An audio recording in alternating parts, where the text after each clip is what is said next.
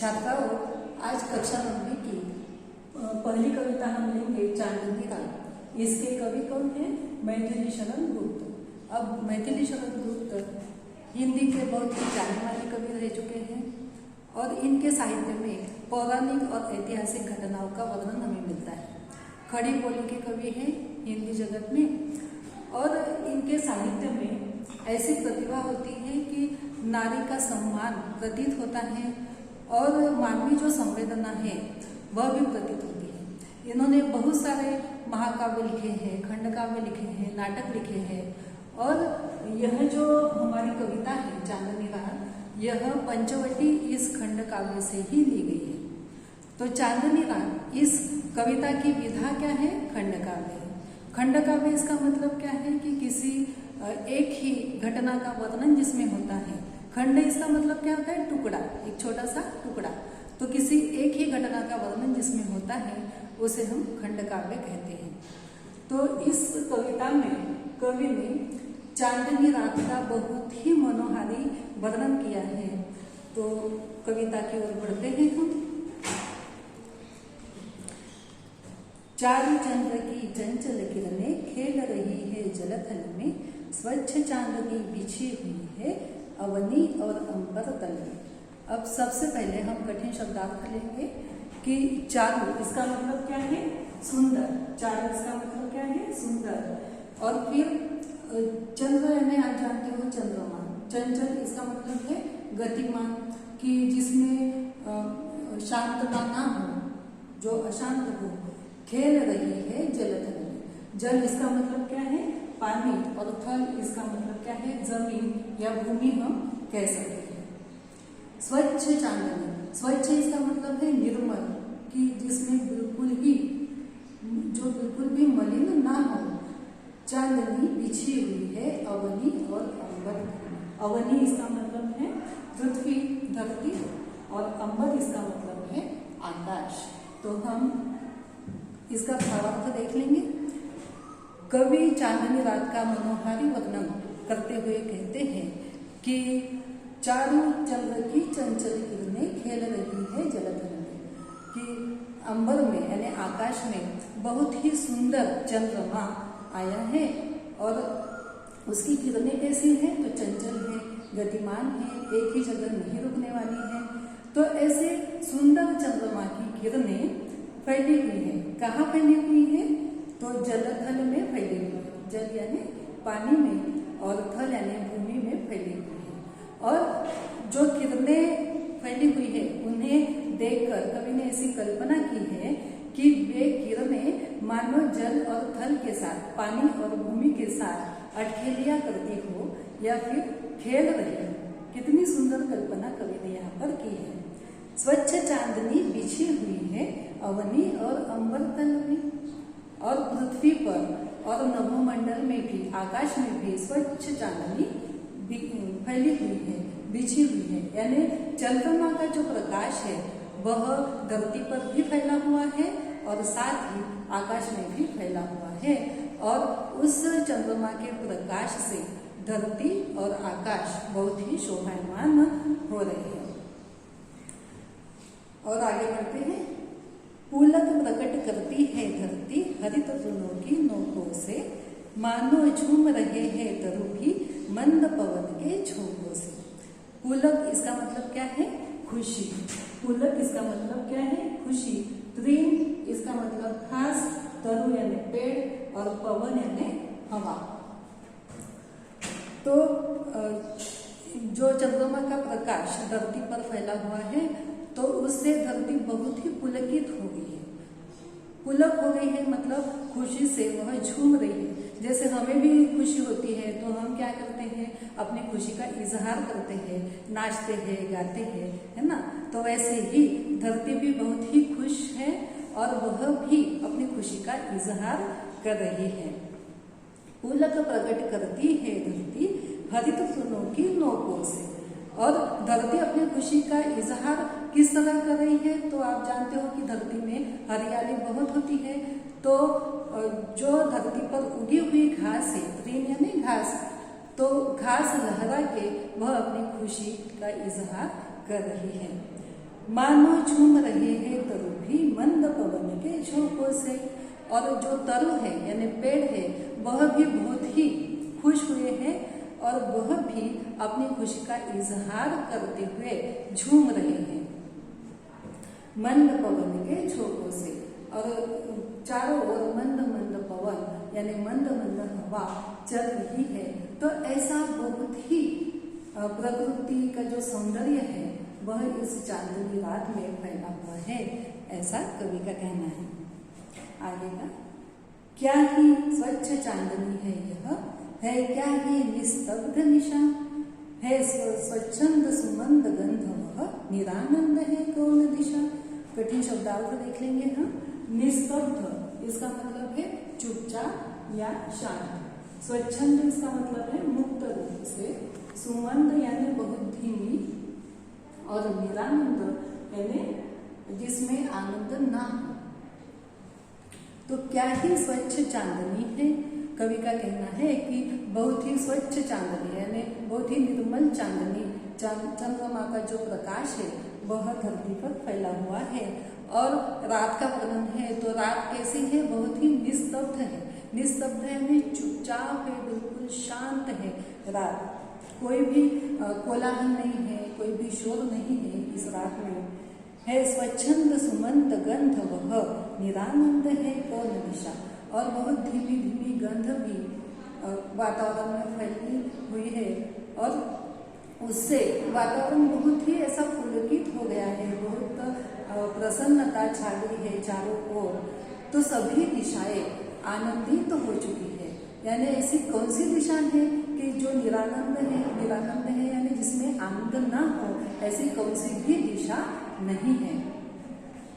आगे का, बंद नहीं अब भी चलते हैं नियति नटी के कार्यकलाप, पर कितने एकांत भाव से कितने शांत और चुपचाप। कठिन शब्दार्थ देखिए। नियति यानी भाग्य, कार्यकलाप इसका मतलब है गतिविधियां। तो कवि कहते हैं कि रात में कोई भी कोलाहल नहीं है, शांत है। और जब रात में हम सब सोते हैं ना तो चारों ओर शांत वातावरण ऐसा होता है। लेकिन जब रात में हम काम नहीं करते हैं, आराम करते हैं, फिर भी प्रकृति के सारे अंग अपने अपने कार्यक्रम में जुट जाते हैं। तो रात के समय में भी प्रकृति जो है उसके काम चालू रहते हैं, बंद नहीं अब भी चलते। नियति नटी के कार्यकलाप यानी भाग्य नियति के जो कार्यकलाप है, गतिविधियां हैं, यानी प्रकृति अपना काम रात के समय में भी कर रही है, ऐसा कवि का कहना है। पर कितने एकांत भाव से, काम तो शुरू है, नियति का काम तो शुरू है, लेकिन वह काम करते समय कोई भी कोलाहल नहीं है। वह अपने चुपचाप और शांत भाव से अपना कार्य करते जा रही है। पर कितने एकांत भाव से, कितने शांत और चुपचाप तरीके से नियति अपना कार्य कर रही है।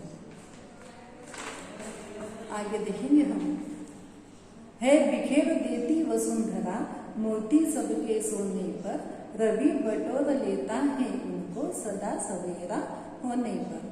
अब वसुंधरा इसका मतलब क्या है कि धरती माता जो है उसे वसुंधरा कहते हैं। और रवि इसका मतलब क्या है, सूरज।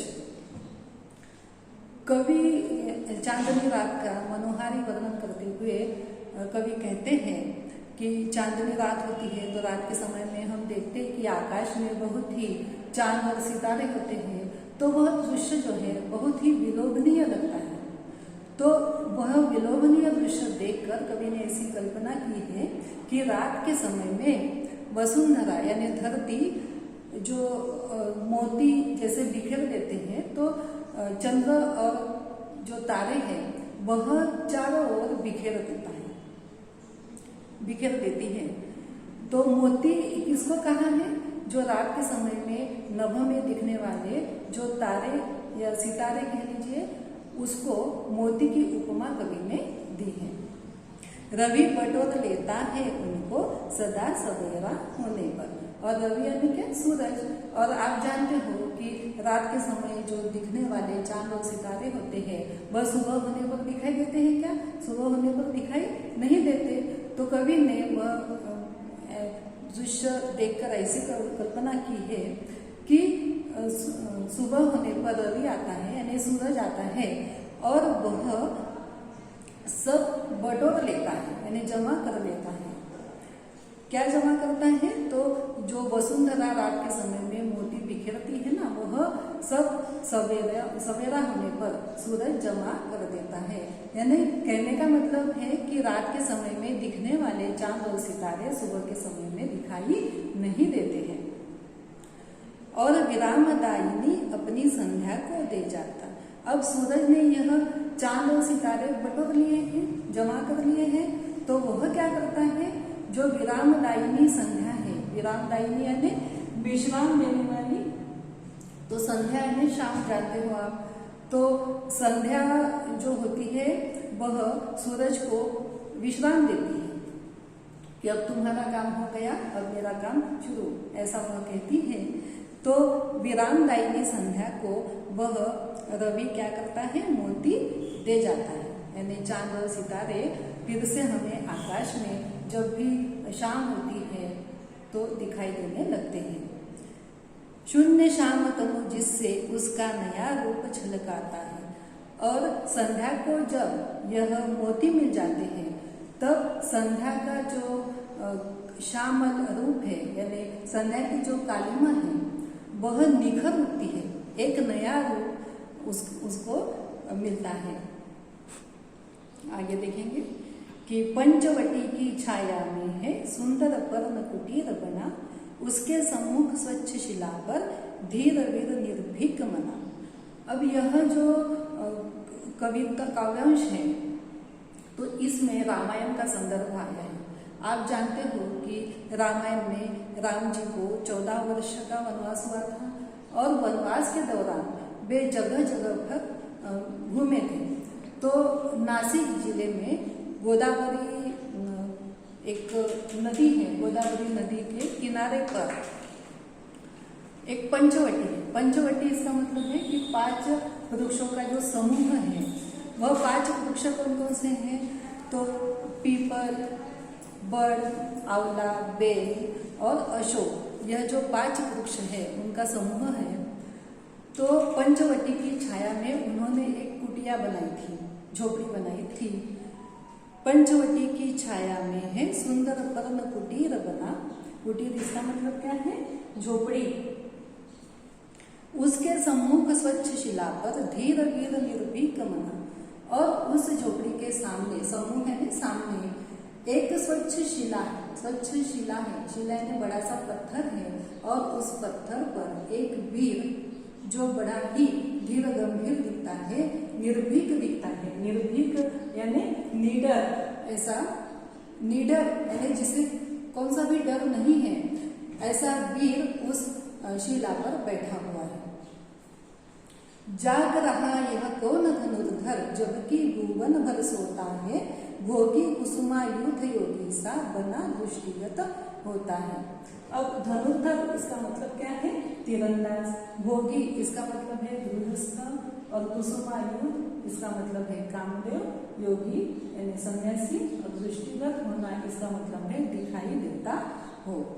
तो कवि कहते हैं वह जो शिला पर बैठा हुआ जो युवक है, वीर है, जो धीर गंभीर ऐसा दिखाई दे रहा है, तो यह धनुर्धर कौन है? यह तीरंदाज कौन है? कवि को यह सवाल, यानी कवि का कहना है कि वह तीरंदाज यहाँ पर क्यों बैठा है जबकि सब लोग सो रहे हैं। तो यह क्यों नहीं सो रहा है? यह क्यों आराम नहीं कर रहा है? वह क्यों बैठा है? और वह गृहस्थ जो है वह दिखने में कैसा लगता है? कुसुमायुध। कुसुमायुध मतलब कामदेव जैसा सुंदर है, वैसा वह सुंदर लगता है। और वह योगी सा भी लगता है। योगी सा भी मतलब सन्यासी भी लगता है। तो ऐसा भोगी कुसुमायुध कामदेव जैसा सुंदर गृहस्थ जो सन्यासी भी लगता है, वह दृष्टिगत होता है। दृष्टिगत होता है मतलब दिखाई देता है। अब आपको भी प्रश्न पड़ा होगा कि यह सुंदर गृहस्थ कौन है। तो आप जानते हो कि जब रामायण में राम जी और सीता जी के साथ लक्ष्मण भी गए थे वनवास में, तो राम और सीता के रहने हेतु उन्होंने जो झोपड़ी बनाई थी, कुटिया बनाई थी, उसकी रक्षा के हेतु लक्ष्मण जी वहां कुटिया के सामने पहरा दे रहे हैं। तो वह सुंदर जो गृहस्थ, जो भोगी गृहस्थ जो है, योगी सा दिखने वाला, वह कौन है? तो लक्ष्मण है।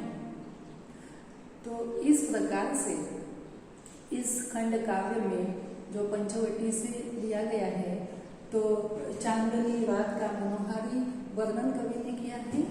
और इस कविता से अगर आप संदेश लेना चाहते हो तो क्या संदेश मिलता है आपको?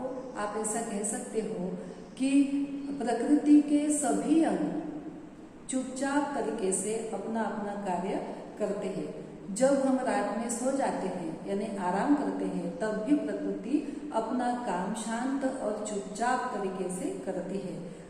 और हम इस कविता में, इस काव्यांश में हमने यह भी देखा है कि लक्ष्मण भी पहरा दे रहे हैं रात के समय में। तो इनसे हमें प्रतीत होता है, यानी हमें सीख मिलती है कि हमें भी अपना जो कार्य है वह निरंतर करते रहना चाहिए।